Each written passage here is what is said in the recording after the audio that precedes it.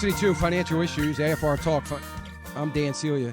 You know, it's interesting as I look at numbers and look at the some of the things that are coming out of the retail sector. One of the things that's interesting is J.C. Penney's. Of course, you may have seen or heard or know that J.C. Penney's is basically putting out an apology.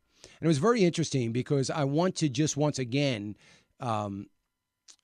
mention the folks at onenewsnow.com and in particular Chris Woodward, one of the reporters over there at American Family News, who held on to the story and kind of tracked with it and all the developments. So if you remember way back when the CEO was fired, I said they fired the wrong guy. Huge mistake. They should have never fired him, who is now, by the way, CEO. They bought him back. And, you know, Chris Woodward, American Family News, had a great story about it. And that was, you know, so when was that? I don't know, a year ago or more. And then, you know, the big story was, you know, Ron Johnson, I guess at one point in time, about 3 months ago, I said his days are numbered. He's gone. Then he finally got fired. And it was just, you know, the management moves. And I was speaking mostly about the management and obviously the direction that they allowed. And it always goes back. See, to me, it's hard for me to get onto a guy like Ron Johnson and say he really made a bad move. He did. But the problem was the board. It's not Ron Johnson. The board allowed that to go on. The board sat back. These are guys that are supposed to be relatively smart. So I sit on a board of a pretty big company.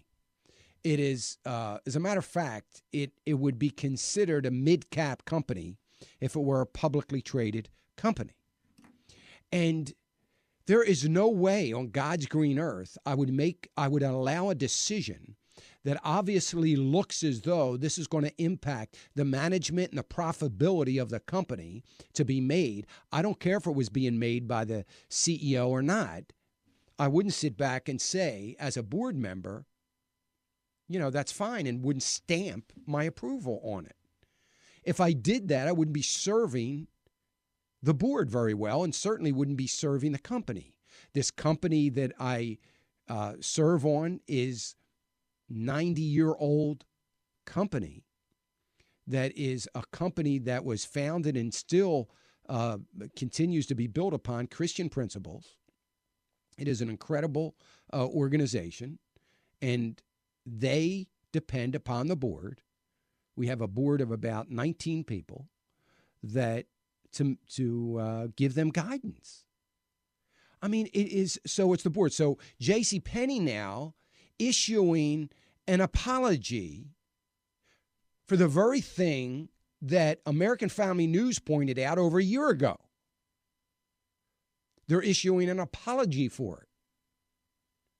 So my question is, if we knew it and American Family News was willing to report on it, that it wasn't going to work, how is it possible that these brilliant managers couldn't figure it out?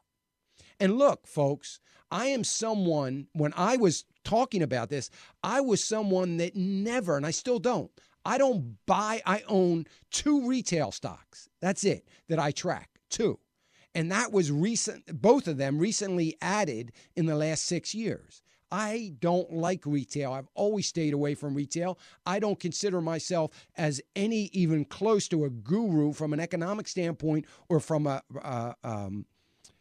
making any kind of forecast on retail space, an expert. I'm not even close to it. Not in the retail sector.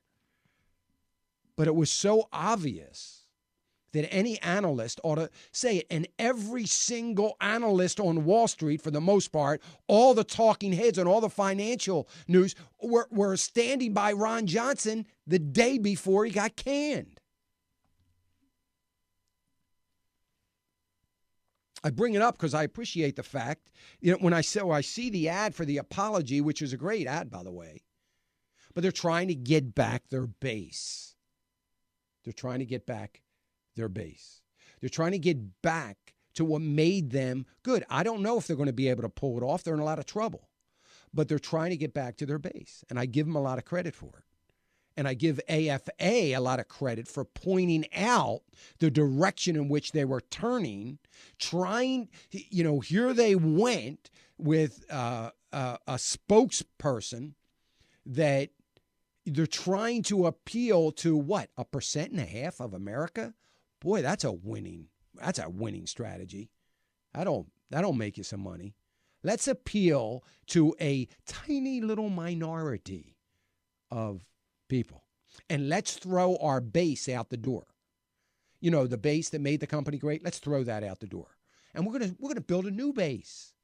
And it's going to be better than ever. It would be like Apple stores, the Apple computer stores, saying, let's just change everything we're doing, and we're only going to appeal to everybody 60 and over. We're not going to do any kind of flashy advertising or stuff that it's going to appeal to the 20-something. Let's just go for those 60-something. It would be ludicrous, right? Anyway.